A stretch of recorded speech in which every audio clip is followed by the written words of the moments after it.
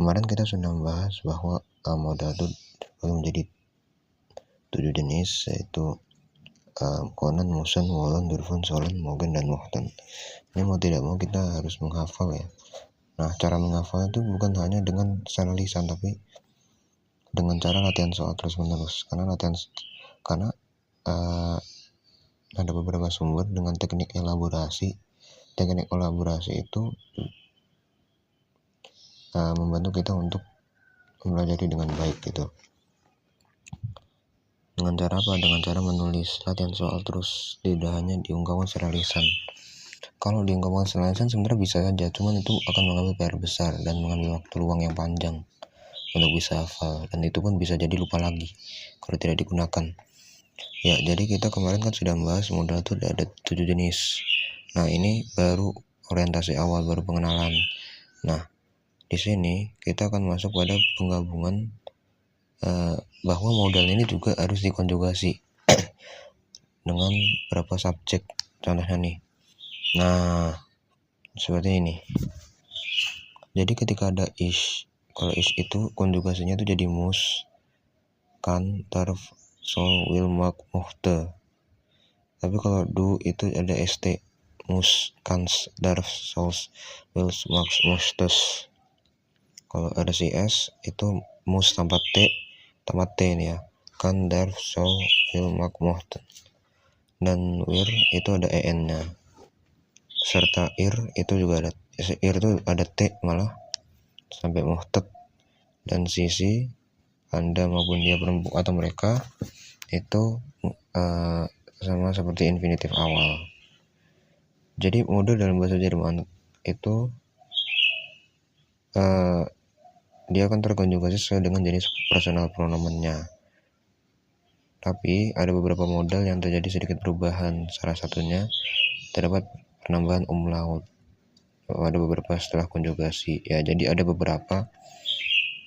Nah, ini karena PPT ini tidak bisa umlaut, saya langsung kasih tahu saja bahwa kalau wir itu sebenarnya huruf musen u itu sebenarnya ada umlautnya. Nah, itu memang aturan dari sana ya. Kenapa ada umlaut dan segala macam? Karena ada beberapa memang yang setelah terkonjugasi itu ada umlautnya, tapi tidak semua. Kalau do itu nggak ada, do, ish gitu nggak ada. Ini seperti itu teman-teman.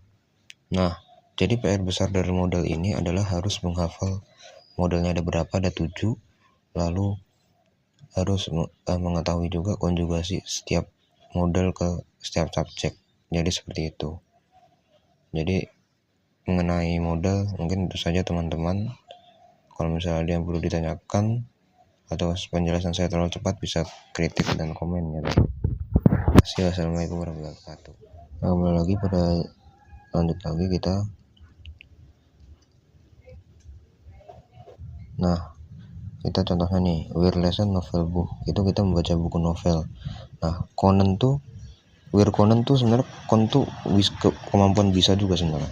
Cuma karena dikonjugasikan dengan wir, makanya jadinya wir konen novel book lesson. Jadi kata lessonnya diletakkan di akhir dan konennya kedua. Itu selalu aturannya, selalu itu permanen, nggak bisa berubah. Jadi wir konen novel book lessonnya di akhir, yang tadi di kedua. Jadi yang karena ada modal jadi yang kedua, lessonnya di akhir. Lesson sebagai infinitif, konen sebagai modal. Kita membaca buku novel.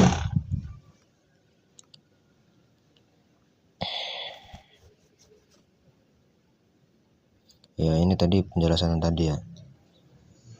Ketika suatu kalimat normal ditambahkan dengan masing-masing modal, kata kerja infinitif akan diletakkan di akhir dan juga kembali pada kata kerja asal. Infinitif atau kembali. Iya, jadi gini. Lesson itu kan kalau misalnya contohnya nih kalimat normal. Kan ich lerne Deutsch. Lerne itu kan hasilnya dikonjugasiin is ya. Jadinya akhirannya e. Nah, ketika ada modal, selain lernen itu ditaruh akhir, itu dia kembali ke infinitif awal juga, jadi nggak dalam keadaan terkonjugasi lagi. Jadi yang dikonjugasiin tuh di modal doang gitu maksudnya. Contohnya ini, ich spreche Deutsch yang paling bawah. Ich spreche kan dikonjugasikan ich. Nah, karena ada modal kan, kan, jadi kannya yang dikonjugasikan dari sprechen-nya jadi normal, jadi infinitif kembali. Jadi seperti itu teman-teman. Mungkin sekian ya. Kalau misalnya ada pertanyaan atau terlalu cepat, bisa segera cek atau komentar ya.